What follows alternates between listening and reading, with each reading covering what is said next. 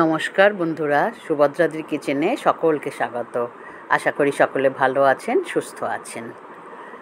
গতকাল শাপলা রান্না করেছিলাম, আর শাপলার কাটতে গিয়ে দেখুন কি সুন্দর সুন্দর ফুলগুলো দেখে মনটা ভীষণ খুশিতে ভরে উঠল। আবার মাথায় বুদ্ধি এলো যে এগুলোকে কি করা যায়। সেই ভাবনা থেকে আজকে নিয়ে চলে এসেছি বন্ধুরা শাপলা ফুলের বড়ার রেসিপি নিয়ে। খুব চটজলদি এবং এই ফেলে দেওয়া জিনিসটা দিয়ে এত সুন্দর একটা বড়া বানানো যায়, যেটা নিরামিষভাবেও করব, আবার পেঁয়াজ মিশিয়েও করব। খেতে কিন্তু গরম ভাতের সঙ্গে দুর্দান্ত লাগে, আর চা কফির সঙ্গেও কিন্তু ভালোই জমে যাবে সন্ধেবেলা। চলুন দেখি। এই যে কাটতে গিয়ে দেখুন ফুলগুলোকে আমি কাঁচি দিয়ে কেটে কেটে প্রথমে বাদ দিয়ে রেখেছিলাম। তখন ফুলগুলো রেখে দিয়েছিলাম যে কিছু একটা করা যাবে, দেখা যাক। আজকে সেই ফুলগুলোকে এই ওপরের পোর্শনটা ফেলে দিয়ে সবুজ অংশটা এবার শুধু সাদা পাপড়িগুলো নিয়ে নেব। শালুক ফুলটা বা শাপলা ফুল দেখতে এত সুন্দর, যেন মনে হয় পদ্ম ফুটে রয়েছে। সেই জন্য ফুলগুলোকে প্রাণে ধরে ফেলে দিতে কিন্তু খুব মায়া লাগলো। ভেতরের বীজের অংশটা বা ভেতরের অংশটা ফেলে দিলাম, শুধু সাদা পাপড়িগুলো নেব। এইভাবে প্রত্যেকটাকে বের করে নিয়ে দেখুন কতগুলো আমার পাপড়ি হয়েছে। মাথায় বুদ্ধি এলো যে বক ফুল তো আমরা খাই বড়া, তাহলে এটাই বা কেন খাওয়া যাবে না। কুমড়ো ফুল খাই, তাহলে দেখা যাক ক্ষতি কিছু হয় কি না। খেতে কিন্তু অপূর্ব হয়েছিল। এইভাবে প্রত্যেকটাকে আমি ছাড়িয়ে নিয়েছি।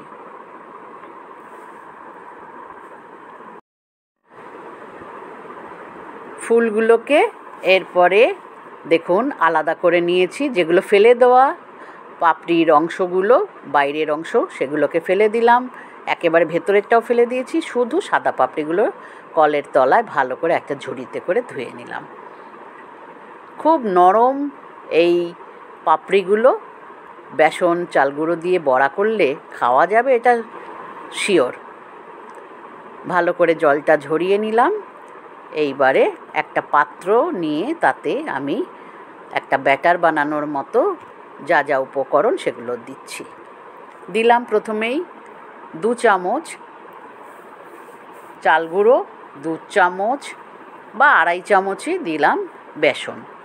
মূল উপাদান এই দুটোই। সঙ্গে দিয়ে দিলাম 1/2 চামচ কাঁচা লঙ্কা কুচি আর সামান্য একটু হলুদ। দিয়ে দেব সামান্য একটুখানি জোয়ান। যেহেতু নিরামিষ, তাই জন্য জোয়ানের গন্ধটা স্বাদ বাড়াবে, এবং জোয়ান সঙ্গে থাকলে তার ফ্লেভারটাও অন্যরকম হবে। দিয়ে দিলাম সামান্য একটু কালো জিরে।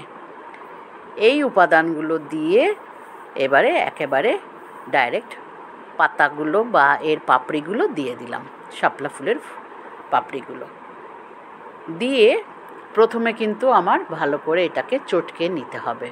জল এখনই দিচ্ছি না, যতটা সম্ভব শুকনো মাখতে হবে, তাই জন্য প্রথমে শুকনো অবস্থায় চটকে নেওয়ার চেষ্টা করব। তবে প্রয়োজনে জলের ছিটা দিতেই হবে। মোটামুটি যখন জল ছিটা দিয়ে দিয়ে এটাকে মাখা মাখা হয়ে এসছে, এখনও নুন দেইনি। এইবারে আমি আন্দাজ মতো নুন আর আন্দাজ মতো অল্প একটু চিনি দিলাম। নিরামিষ এবং যে কোনো বড়াতে একটু চিনি দিলে স্বাদও বাড়ে। দিয়ে ভালো করে মেখে নিলাম।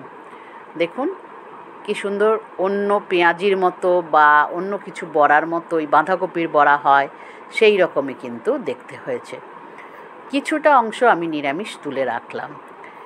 এবারে আপনাদেরকে আরেকটা প্রসেস বা পেঁয়াজ দিয়েও এটা করা যায়, সেইটাও একটু দেখিয়ে দিচ্ছি। পেঁয়াজ কুচিয়ে রেখেছি, সেই পেঁয়াজগুলো দিয়ে শুধু জাস্ট এর সঙ্গেই মিশিয়ে নেব। আপনারাও যদি বাড়িতে নিরামিষ আলাদাভাবে করতে হয়, একসঙ্গে পেঁয়াজ দিয়েও করতে পারেন, আবার না দিয়েও করতে পারেন, দুটোই করতে পারেন। সেইভাবেই আমি আজকে আপনাদেরকে করে দেখাচ্ছি।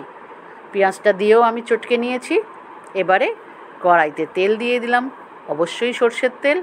দিয়ে তেলটা হালকা গরম হতে মাঝারি আঁচে রেখে, দেখুন আঁচ কিন্তু একদম কমানো, ছোট্ট ছোট্ট পাতলা পাতলা বড়ার আকারে আঙুলের সাহায্যে বানিয়ে নিয়ে তেলে ছেড়ে দেওয়া।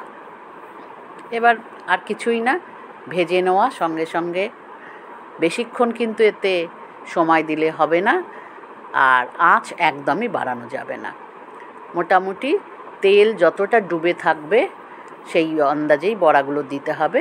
আমার নিরামিষ বড়া বেশি নয়, অল্প 5-6টা, সেই কটা একেবারেই হয়ে গেছে। এইগুলোকে তুলে নিয়ে তারপর আমি পেঁয়াজ মেশানো যেটা আমিষ বড়া সেটা করে নেব। মোটামুটি ভাজতে 3-4 মিনিট সময় লাগবে। এপিট ওপিট করে সোনালি রং করে ভেজে নিলেই ব্যাস গরম গরম শাপলা ফুলের বড়া খাওয়া যাবে। আমি কিন্তু গরম ভাতের সঙ্গে এটা খেয়েছিলাম, খেতে কিন্তু অপূর্ব লেগেছিল। আপনারা অবশ্যই করে খাবেন বন্ধুরা, দেখবেন ঠকবেন না। ফেলে দেওয়া তো অনেক জিনিস দিয়েই আমরা অনেক কিছু করি, খোসা বাটা বা দানা অনেকগুলোর বাটা, সেরকম নানা রকম আমরা খাই। এটাও একদিন খেয়ে দেখবেন, একদম বৃথা যাবে না, এটুকু বলতে পারি। ভালো লাগলে অবশ্যই চ্যানেলটাকে কিন্তু সাবস্ক্রাইব করতে ভুলবেন না, এবং পাশে থাকা বেল আইকনটিও প্রেস করে দেবেন যাতে যে কোনো নোটিফিকেশান সবার আগে আপনার কাছে পৌঁছয়। কমেন্ট করতে কিন্তু ভুলবেন না যে আপনারা কেউ কখনো শাপলা ফুলের বড়া খেয়েছেন কি না।